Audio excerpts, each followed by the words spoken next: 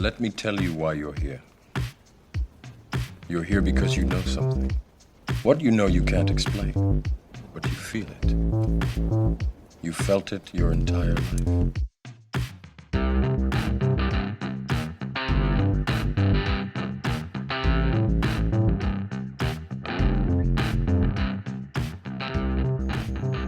All right, well, we're recording anyway, so... it's on now. Have you checked the volumes? No, but... It's okay. Hats? Oh, it's actually, we've started. Yeah, why not? Okay, cheers. All right, everybody, it's Hats and Brendo, Two Bit Idiots, episode, I don't know. We've actually moved... 11. Is it? Yeah, I think so. We've moved location. We're actually at my house. We're on tour. We're on tour. Hats on tour. About 200 metres away. Yeah, that's about it. That's about as far as I've gone in about 2 years now. Yeah, so how you going? I'm alright, mate. I'm alright. What's happening? Not a lot. I'm hot as buggery. It's like muggy as fuck. It is. It's really bad. Super hot. Just, it's the Scottish guy. It's usually about this time of year, late October sometime, you get a really stinking, sweaty, hot night. And I'm like, oh, I made a mistake. Where's the wind? Where's the rain? Yeah. And then I do like the heat. I just can't deal with the humidity. So well, yeah, I mean, so I just have to make it to March now. Yeah, but you don't get that humidity everywhere in Australia. It's just here on the coast. It's just the place I chose. Yeah. Yeah. All right. How's your week been? Yeah. Okay. I've got a funny story, but I don't know if I want to crack into it right now. All right. It's not at all Bitcoin related, but I think I could connect the dots eventually. Okay. So let's say. So we're going to do it now? I don't know. Do you want to do it now? Yeah, sorry, I just thought of it. Well, yes, how my week was, because this is how my week was. So I was going to say, an older gentleman I know, right? I was helping him. You're older than me, just saying. That is true. Yeah. But handsome. We just nearly held hands there over the back of the sofa. That was weird. An older gentleman I know. Let's just put it that way, right? I was helping him change mobile phone. Yep. Right. And I think I know who this is, but yeah, you probably. I mean, it's not really cryptic, is it? Yeah. But I just don't want to be nasty. So I was helping him change a mobile phone. No, not change mobile phone. All he wanted, he was being charged $55 a month for about 100 meg on Telstra, like about 100 meg, like really? ridiculous, unbelievable, right? Wow. And when I saw that, I was like, oh, I can fix that. So anyway, long story long. I got him another SIM card. He was at our house, so I started the process, but his phone is so old. He didn't want a new phone, but his phone is so old that what was I going to say? Yeah, we just needed to get a new SIM card, right? So I switched the SIM card, but it was sold and it was also locked. Not only were Telstra charging $50, $5 a month, it was also locked, right? Bastards. I know, totally. So I did all the stuff. I transferred it, ported it across, all the stuff. Swapped the SIMs over, but couldn't get into it because it's locked. Contacted Telstra, which is a whole lot of fun. Eventually he wasn't here, like a couple of days later, got a unlock code from Telstra, right? So he's on the phone to me today asking me how to transfer a SIM. I know it's not a difficult job, but now I'll try and describe this. My phone now has a little, like a plasticky, what do you call it? Just like a case, right? Yeah. But this one had like a plasticky case inside, like a foldable wallet. Does that mean, like, you get this like leather foldable? Yeah, it's quite fancy. I've had one of those. They're a nightmare because you drop them all the time. But anyway, go. I quite like. Anyway, I quite like it. It's a nightmare for cameras because obviously anything you open it, it's in front of your lens. Anyway, so I said to him, you just need like something to paperclip size to pop in the little hole to make the SIM card come out, right? Mm-hmm. And he phoned me today and said, I don't know what I've done to this phone, but I've scratched it a lot, right? I was like, well, firstly, it's an old phone. I don't really care. But it's 100 years newer than his phone, but it's still an old phone to me, and I don't mind. But he scratched this one, and I was like, don't worry about it. I'm sure it's fine. How have you managed to scratch it? Anyway, long story short, he basically was trying to take out the volume button with a paper clip, right? So I don't know how, right? They're trying to flip it out. Yeah, so he's just scratched all over the phone. Then I'd said, no, I worked out that it was the volume button, right? So at the moment, over the phone. So I then said, no, you have to take it out of the case, right?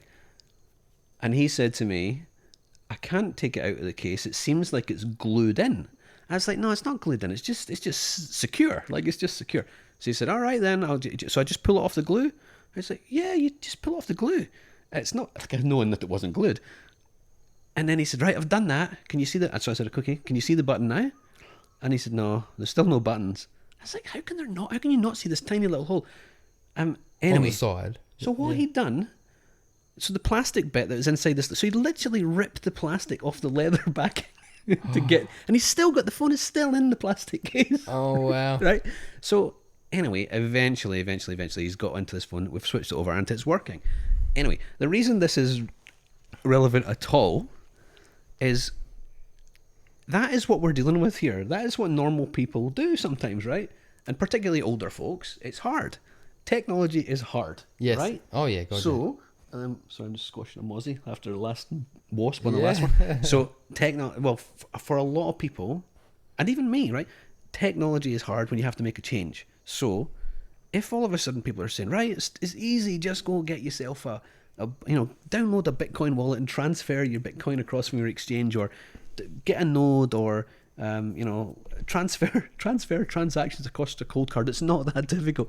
It's fucking difficult. Yeah. For 90% of the people. Yeah. Right? Oh, yeah. Big time. Maybe not 90%. And there are people out there listening going, I can do it. It takes me 10 seconds. I know it takes 10 seconds. Everything takes 10 seconds when you know what you're doing. Yeah.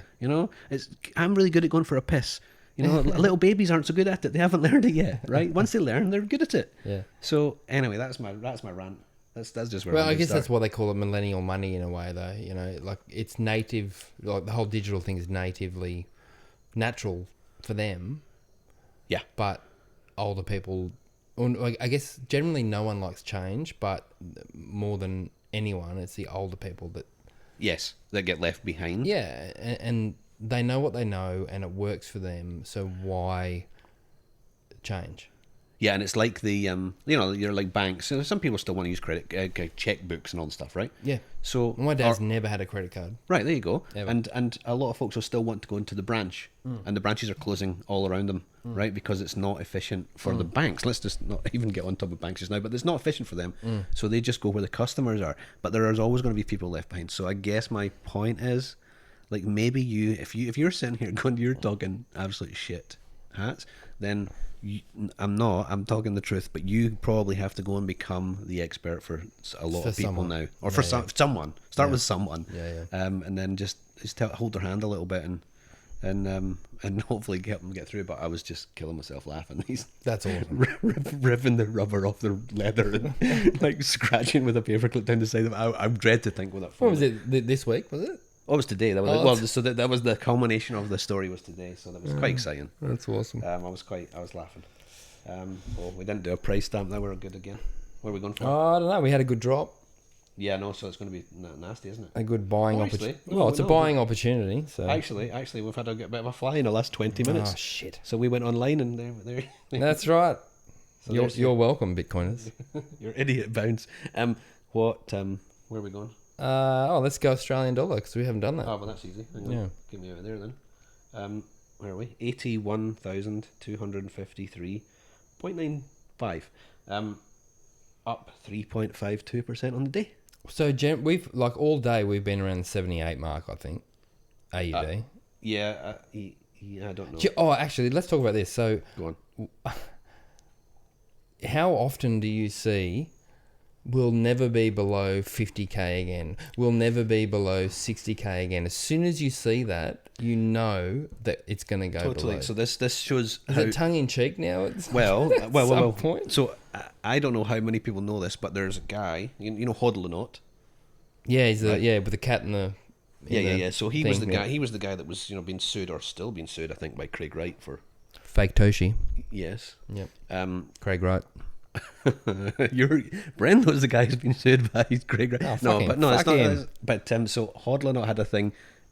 God knows how long ago it was now, and it was 10 grand. We'll never go below 10 grand again. Right, and it went on and on and on, and it became a meme, right? It became funny. Is that what it is? So I don't know whether a lot of people know that and they're just repeating it at different numbers, yes, or whether just new people and they're going, I think it's never going below 45 again, or whatever. Yeah. Okay. It's going below everything again, but it's coming back. Yeah. Well, everything's probably a stretch, but it will always drop. It is always coming back. That's just the end of the matter for me. Yeah, totally. This is one thing I wanted to say as well.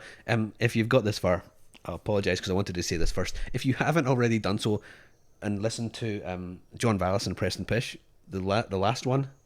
Don't turn us off right now and go listen to Vallis and Preston, because it is great. Have you read it? Oh, no. Have you not listened yet? But I love them both. So I mean, you're just listening going, is Vallis so on right. Preston's, or is Preston on Vallis's? Well, I didn't know. Well, You maybe knew this, but I didn't know this. That John Vallis is now his podcast, or maybe he's doing two, but he is now doing a thing called Closing the Loop. Because what's his actual podcast called? Rapid Fire. Rapid Fire, right? Oh, is it? There's two versions of it. There's like, hang on, I'll go on the thing.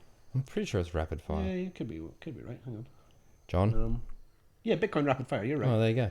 Good. Well done. I'm finally right about something. But he's now doing this thing called Closing the Loop for Citi, or it's sponsored by Citi. I'm not sure. Citibank. No, like SEETEE. Was it Norwegian or Swedish? Oh, yeah. Gigi went to work for. Oh, yeah, right. So John's working for them now. Well, in some capacity, yeah. So, and looking at it, I think it was the 8th episode. So I've clearly listened to nothing on his new thing up until that one. So I'll have to go back and. Is he still doing Rapid Fire as well, though? I haven't looked. I haven't checked. I've got so many pods to catch up on, but yeah. So Closing the Loop. So if you've not listened to John Vallis on Closing the Loop, turn us off now and go listen to John Vallis on Closing the Loop. Yeah, piss off. My microphone keeps sagging. Like your balls. Like what? Your balls. How many wines have you had? A couple. So. Since your dog just started drinking my water, but I've got my wine. At least they left my wine. Yeah. So what else was I wanting to go on it? Hang on, I've got things. Good. Right. So, toxic Brendo. We got to talk. We got to talk toxic Brendo. Yeah. Let's do that. So, will I introduce? You want to tell? No, the story? you tell him. I feel guilty already. So you've already doxed yourself as a librarian. Yeah. Yeah, you have. It's not on the pod, but sure. No, you have. Yeah. All right. But you've done it. Yeah, you've done it a few times. Have I? I have to listen to these things back so I can do the on thing. the pod? Yeah. Oh, all right. Yeah, you've done it before. Yeah, all right. I wouldn't have done it. If Don't tell anyone. Right, that's okay. But I assume you were at work. Yes. And you found a book called.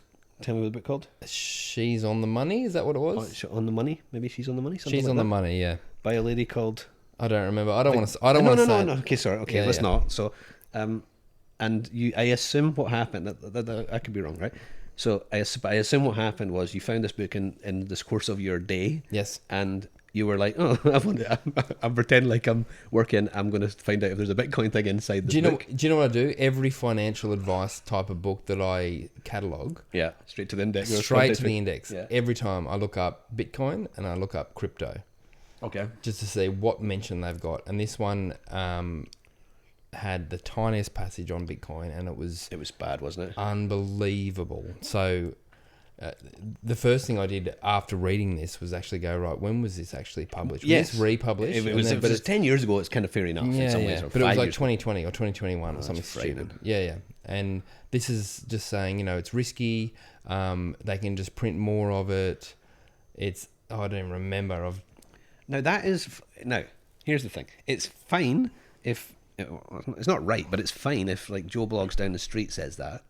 But this person, and I don't want to be nasty, but they're on the cover of the book. It says like Australia's #1 financial podcast or something. Yeah, I don't even know where she got that from. I don't know, but strangely, it's now been recommended to me on my. I'm not listening, but now she may be giving away great advice on other things. She may be.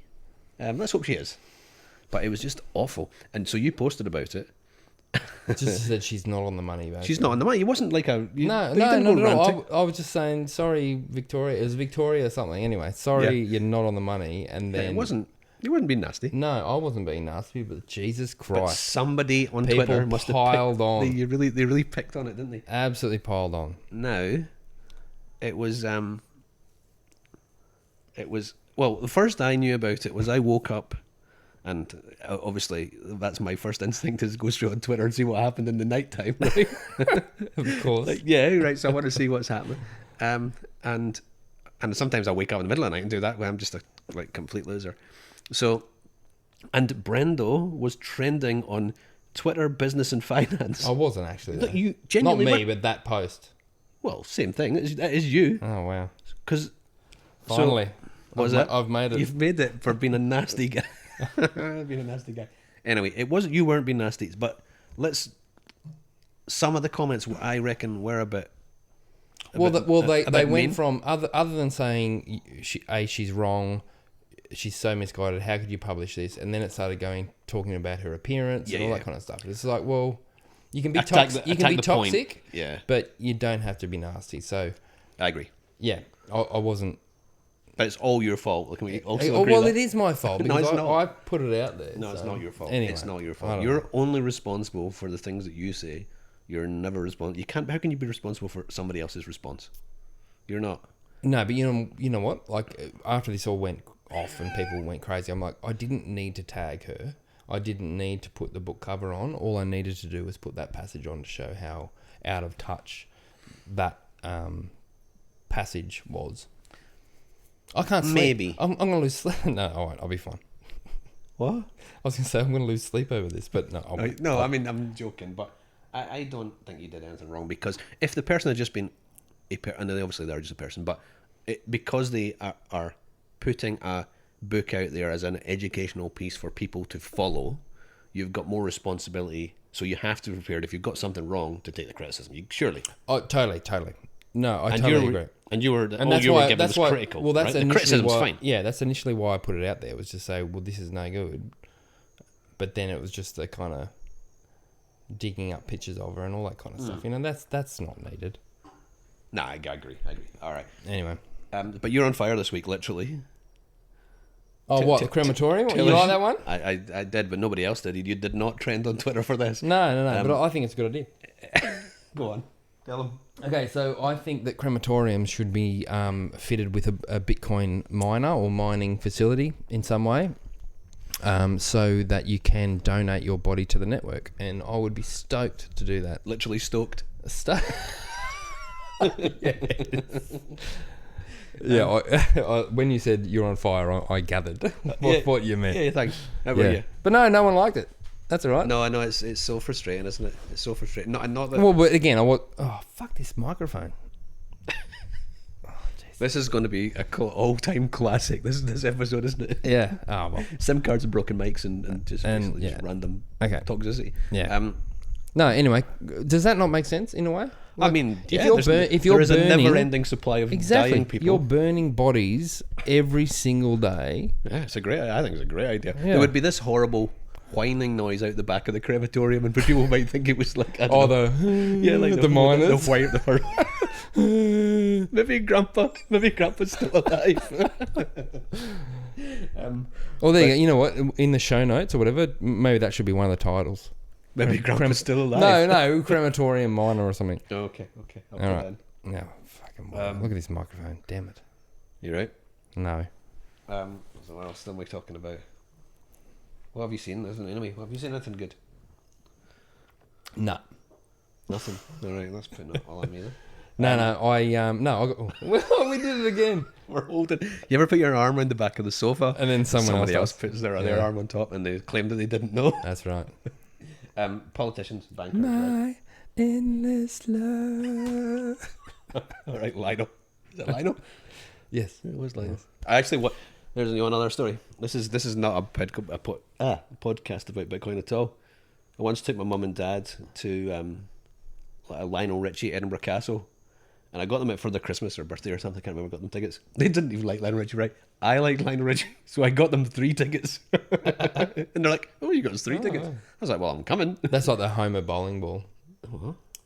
Simpsons? Well, I know what the Simpsons is, but what? So Homer gifts Marge a bowling ball. Have you not seen that episode? No, I don't. Yeah, so he gives her a bowling ball, but the bowling ball that he gives her is engraved with Homer.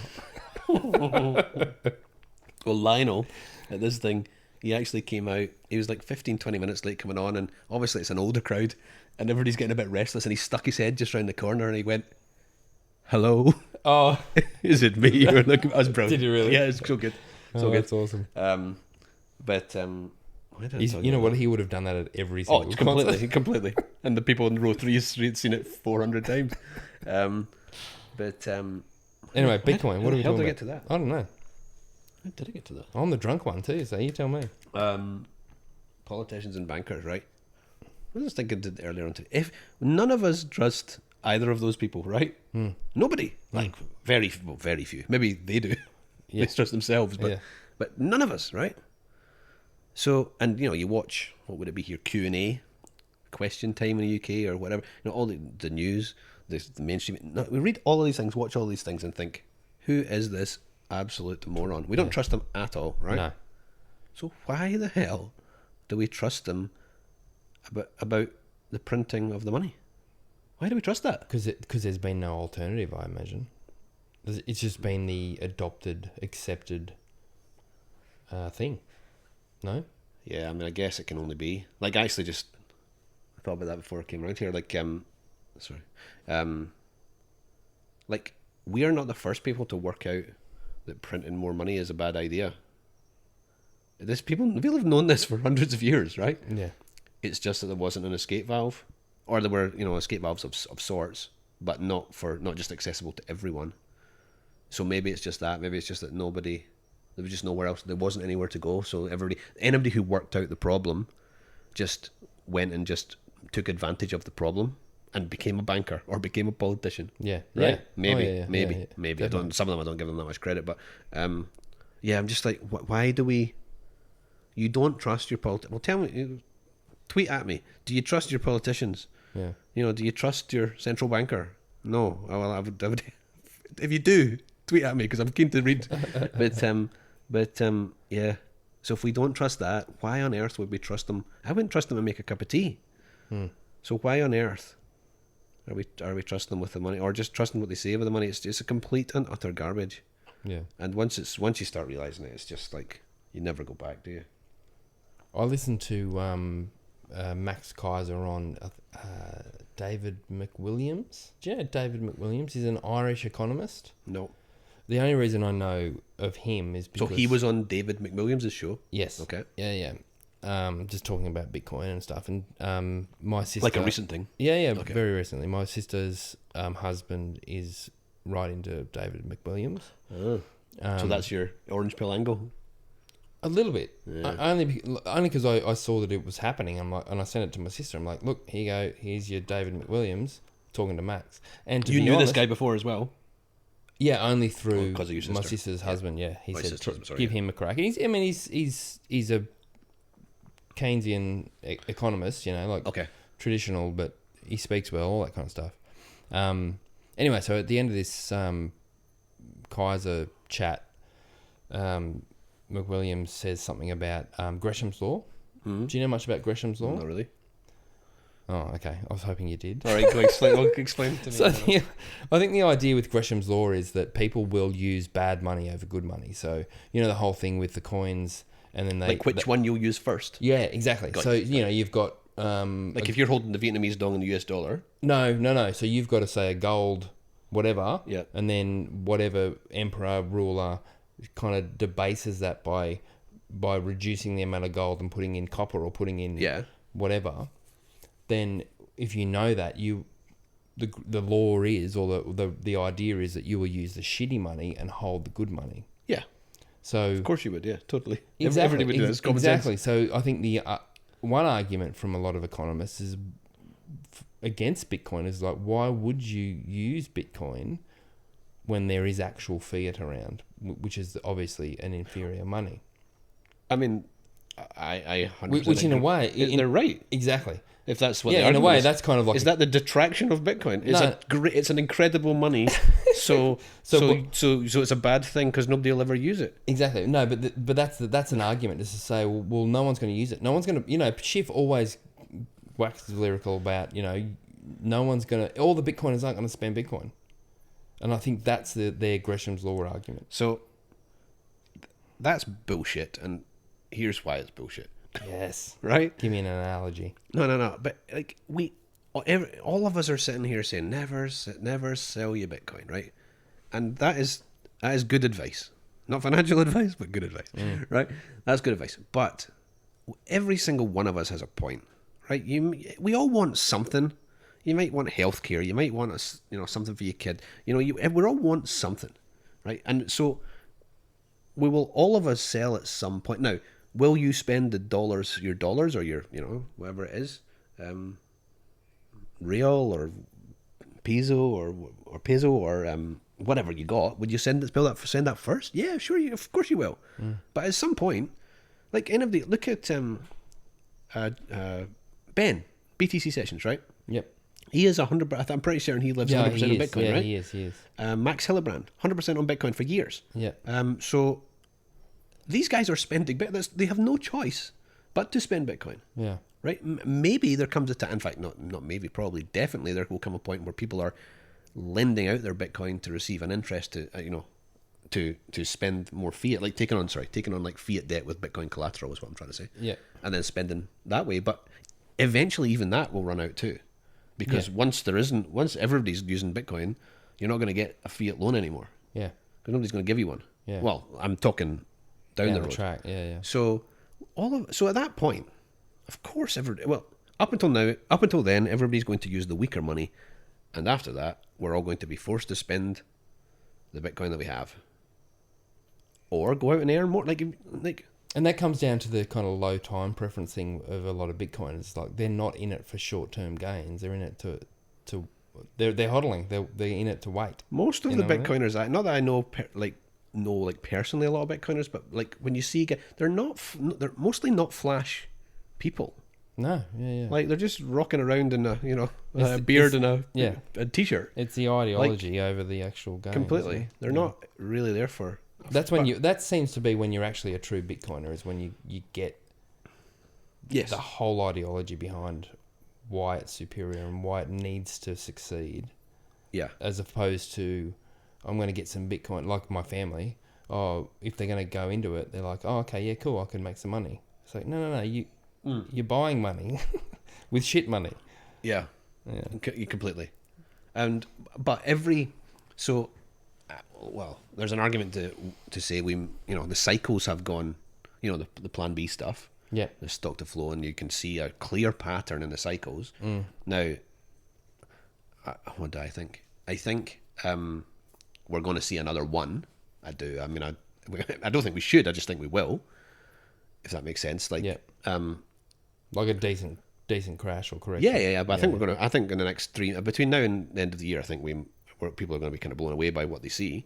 But then I do expect at some point next year we see a good correction. Yeah. So I don't think the cycles are over yet. Now, I could be wrong, logically I should be wrong in the sense that if everybody were to realize what Bitcoin is today, that I would be wrong. Yeah. Right? But everybody's not going to realize what Bitcoin is today. No. So I think there'll be another cycle. Or maybe there'll be cycles forever, right? I don't know. But it where was I going to go with that? Oh yeah, so as you have this boom, like if I'm right, but just my opinion along with lots of other people, but if it's right that between now and the end of the year we're going to see this kind of rocket, all of the people that buy in on the rocket, firstly they haven't made as much as the early people, right?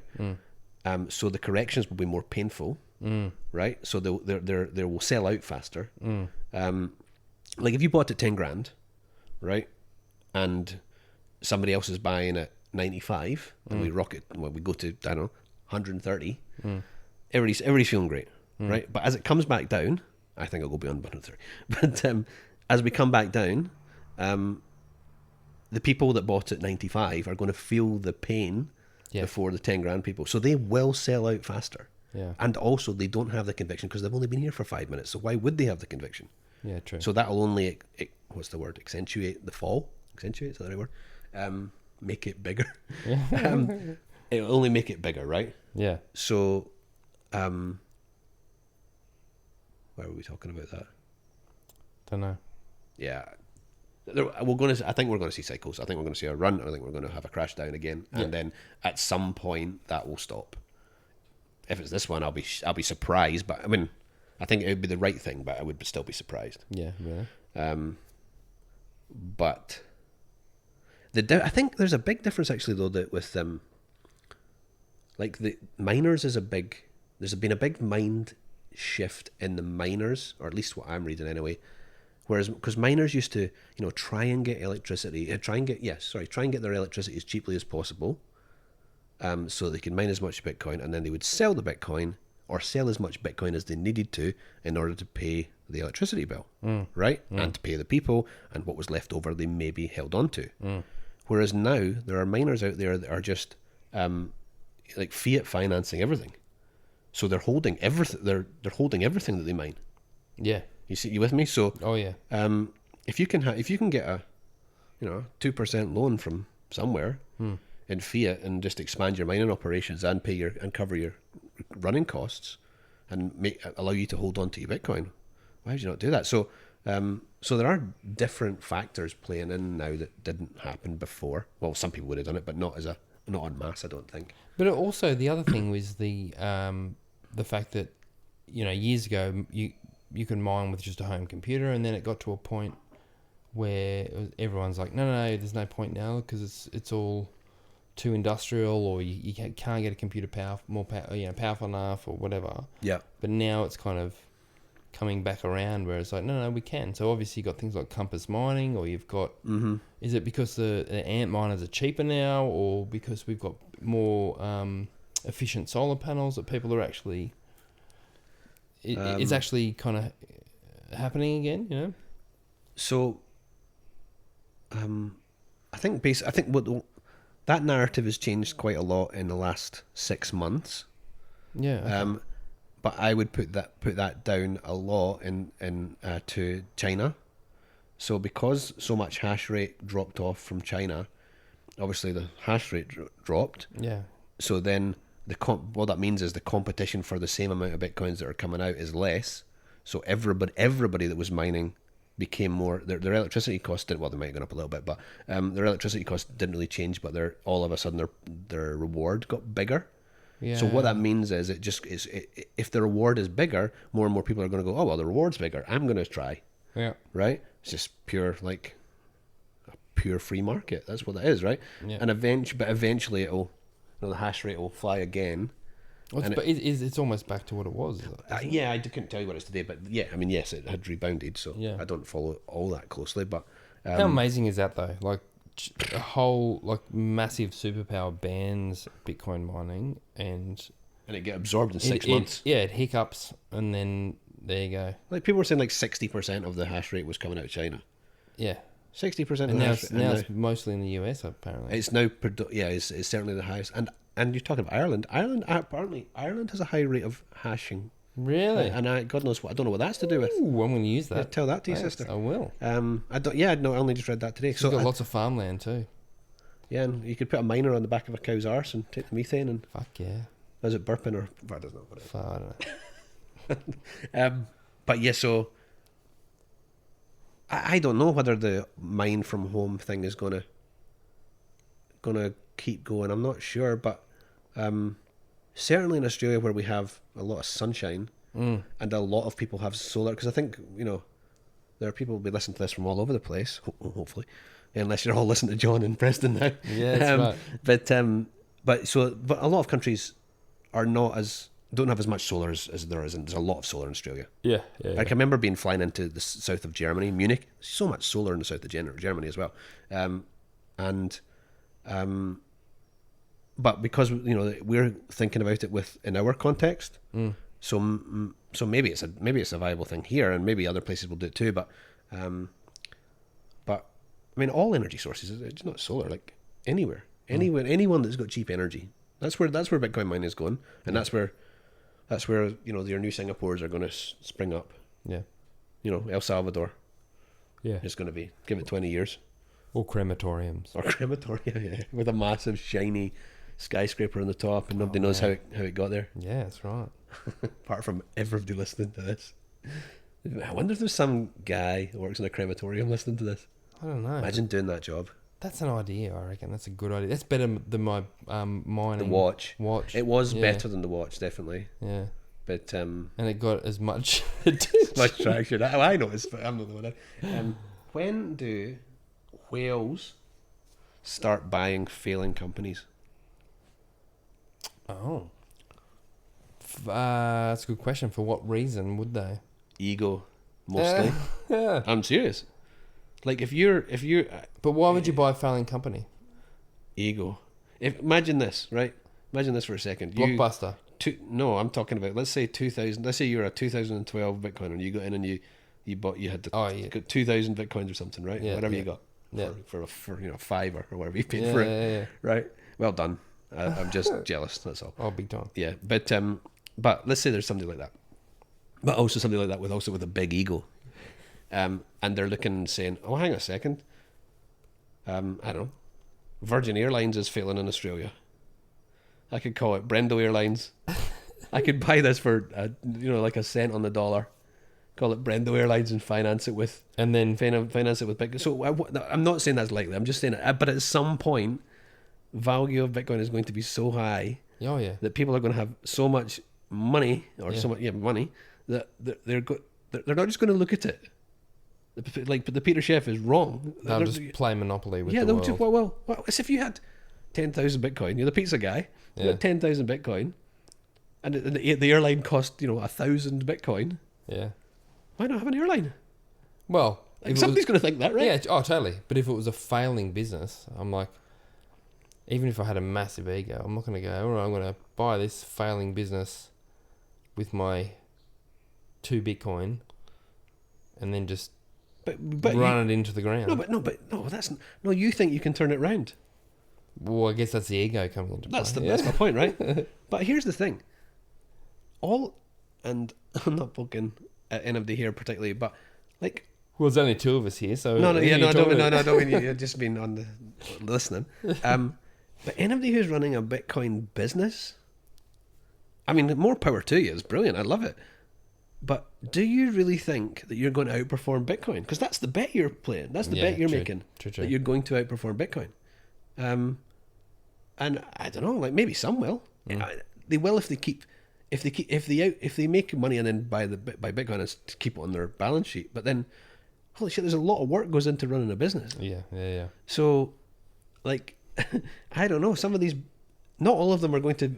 Certainly, not all of them are going to outperform Bitcoin. Yeah, no. But some of these people who are Bitcoin maximalists, and they had, let's say they had, I don't know, $100,000 to start their business. They could put $100,000 in Bitcoin today. Yeah. And then just sit back. So why does that's the same point, isn't it? So why are some people wanting to run a Bitcoin? But is it to help the Bitcoin network, or is it because they think they can do something that's going to outperform? Some will. I mean, some are just going to fly, but I don't think the majority are. I imagine that there's got to be some early adopters out there that are basically financially free, and they're still passionate about Bitcoin, and they need something to do. Totally. Purpose. That brings you to purpose, doesn't it? Yeah. And everybody needs purpose. And it depends. Like, yeah, I don't know. I love that you said everyone needs purpose. And then I couldn't think of mine. Just silent. Then I couldn't think of mine. That's what I was doing. I was like, well, what's mine? Yeah. I don't know is the answer. So what would you sell for? What would I sell Bitcoin for? Mm-hmm. I've always said that I will sell some to pay off my mortgage. Yeah, okay, but I'm willing to bet that maybe at the beginning it was almost like I'll sell off all of it to pay my mortgage. No, I don't know. I ever get to the point where maybe I was at the beginning. I think you were, right? Oh, totally. Oh, it's diminishing. Like if you put in $10 and you paid your mortgage, like I'll sell it all and pay the mortgage. Yeah. But because in the back of your mind, as soon as you do it, it's you gonna go, fly, it's right? gonna fucking go. You don't want to be out. Even when I'm dead and my kids, I'm like, anyway. Yeah, you don't want to be out ever. I'll never be out, but I want to be fiat free, basically. So where's the point? So let's say you had, if 10% of your Bitcoin stack paid your house off. Do you pay the house off? 10%? Yes. I bet that number is changing all the time though. Yes. It'll be like the 2%, 1%. Yeah, I'll give away. No, 10% I could definitely do. Right. Stamp that. Somebody and hit them with it in 3 years' time or whatever. Yeah. But 3 years' time. All right, that's good. Mate, yes, 3 years' time. I'm confident on that. Yeah. What about you? Well, see, I think I have gone the exact same path that you went. It took me longer because it took me longer, but where I was coming in to make a gain and then went, holy shit, this is life-changing. Yeah. And then I went, oh, but it's life-changing for loads of reasons for other people, good. It's good for the world, all that stuff. So you have this like, oh my God moment. And I love listening to people, whether it's going to be happen or not, but I'll listen to it because I want it to. This sort of using your Bitcoin as collateral for fiat loan. Yes. So you essentially, and then you just service the loan. Yeah. Because you can. Yeah. So on this, back to Preston and John, they were just like riffing on where it's going to go, and what Preston said was that he thinks each Bitcoin, he sees, I don't want to misquote him, but he sees every one Bitcoin as 100 salaries. That's what he believes it's going to be worth. And that's the salaries. I'm talking about every year. 100 salaries, there's another 100. There's another 100. There's another 100. Yeah. So at some point, if you only have to spend 2 of your 100 salaries to buy your house, or whatever it is, yeah, you're probably going to do that. So that goes back to is anybody going to sell? Yeah, everybody's going to sell eventually. Yeah. And again, that's what I said last week, and that's how it distributes. It completely. Yeah. Completely. Yeah, it's crazy, isn't it? It's just the implications when you actually consider what I think it's inevitable. Like, not just like it's a Bitcoin standard. Not just like I'm hopeful. I don't mean I'm hopeful. I mean, I can't see a way that it isn't going to happen. No. Really, my 3 things were turn off the electricity grid, turn off the internet, and get struck by a meteor. Yeah. Now, looking at what's happening, electricity and internet, like there was a country, there's a military coup or something, in Sudan, was it? In Africa, anyway. This week, in the last week or something. Yeah, I think it might have been. And I think the internet has been turned off. Yeah. But they did that somewhere else. I'm sure a few months ago. But we sort of sit back and go, oh, well, it can't happen here. That would never happen here. Well, it will. Or at least the attempt will be made, I think. So, can you imagine the reaction if somebody tried to turn the internet off in Australia? Well, if they did it, not much of a reaction. Well, because there'd be no outrage. There'd be no like, oh, I can't do this. Finally, people would take to the streets again. That's right. You'd see kids running down the street just like with a stick and a wheel. What were they called again? Yeah, like I don't know. What was that called? Yeah, I know what you mean. Yo, Tony, come and play stickball. What's that? That's another Simpsons quote. I can't believe I've done Simpsons twice. So electricity, internet, and we're seeing right now, people are saying, oh, electricity. I wonder, this is the conspiracy theorist in me. Yes. Like, I love it. Are we really having fuel shortages? Or is I mean, I do think we are. Yeah. But or is it a convenient narrative to tell us why we're going to have power shortages? To stop Bitcoin? I don't know. I'm just musing. All right. But what? Maybe. I don't think so. But so that's the 3 things. So personally, I'm more concerned about the meteor. Yes. Yeah. Well, yeah, and you've also got Blockstream satellite just happily orbiting the Earth. Yeah. So if it actually came to it, like mesh networks and solar power and self-generation and all that, Bitcoin could still run. I mean, it'd be difficult, and yes, it would be a roadblock to adoption and all the stuff because people wouldn't do it, but some people would. I mean, we went to Murrurundi, there was a guy rocked up with a satellite dish. Who was that, JP? I think so. So JP's the guy who runs the Sydney Bitcoin meetup, I believe. Yeah. I think it was... JP, I know when we turned up, JP and Catan were sort of hovering around it. Yeah. People with actual skills. Yeah, exactly. Not just people who just sit and talk about other people that have actual skills. That's right. I'm pretty sure as soon as we rocked up there last year, I'm like, all right, I'm going to the bar. Yeah. It'll be the same again. Yeah, I'm going to give a shout out to a guy called Alan Schwarzman. Oh, yes. Say that again. Alan Schwarzman. I'm going to spell that for you. ALONSHVARTSMAN on Twitter. 98% of Bitcoin supply will be mined by the year 2030. Oh, I saw that. Act accordingly. That's awesome. No, I love it. You replied 90% by the end of the year. Is that what it was? Well, 90% by December 21st. 98 by 2030. That's 98% phenomenal. by 2030. Now 20. I mean, I'm not wishing my life away, but 2030 will come round quite quickly. But that's the other amazing thing. Like 98% by 2030, and yet only 2% for the rest of for 140 or whatever it is. Another 110 years. 2%. That's crazy, right? It's absolutely crazy. But Alan, that's a great tweet, and it was kind of the reason it's a great tweet is because that sort of matches my name on Twitter, so I love it. What do you mean?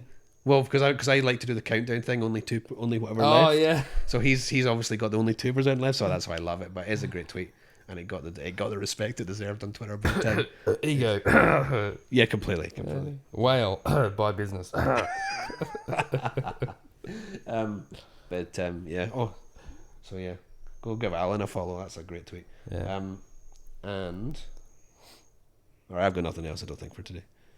Okay, yeah. I've got nothing. I just usually take your lead. How good was Camilla? Camilla was a great chat. Camilla was absolutely great. We need more kind of happy, positive people like her in this. Yeah, yeah, true. She's awesome. True. No, it was a really good chat, and it was yeah, she's gonna do a lot of good things, I would say. Big time, for sure.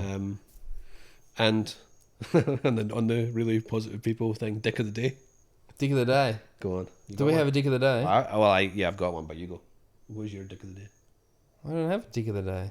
Probably me for putting that bloody post out there. Probably is you, actually. Yeah. If we didn't have one, I was just going to say Steve Hankey. But, you know, if it's the... Didn't we do that last time? Yeah, but we'll just do it. Like, maybe just become a thing. Dick of the day, Steve Hankey. Steve Hankey. Hankey. Yeah. So maybe we should have a good one and a bad one then. Like, so you don't hang on. So you introduced Dick of the Day, but you don't have a Dick of the Day. Is that what you're saying? No, I didn't have one. I didn't. I had Steve Hankey ready, but other than that, I reckon you're the Dick of the Day for bringing that up without it. All right. Well, we're the dicks of the day, plural. Maybe we should do, but on that we should maybe do like a more positive, like I don't know, tweet of the week and Dick of the day. Yeah. I don't know. Well, rather than ending on Dick of the Day with no Dick of the Day. Oh, I think, yeah, okay. That's a good point. All right, on that note... We'll try to improve. I'm sorry. I hope you're still listening to John and Preston. Yeah, that's right. Thanks, guys. Hey, guys, if you've made it this far, thanks so much for listening. The plan with the pod is to do sort of guests one week and myself and Brendo the other week, so hopefully that's working for you. If you don't like one of them, just listen to the one you do like. If you want a little bit more information from us, you can find it at bitcoin-first.com/learn.